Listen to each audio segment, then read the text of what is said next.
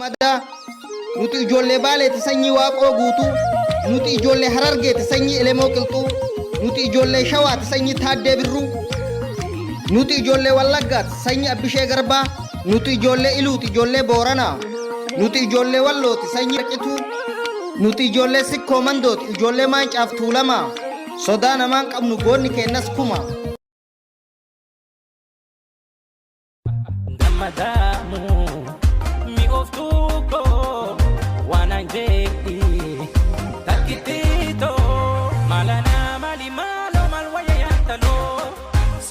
Jamila, tu fen sila la male, Jamila, Jamila.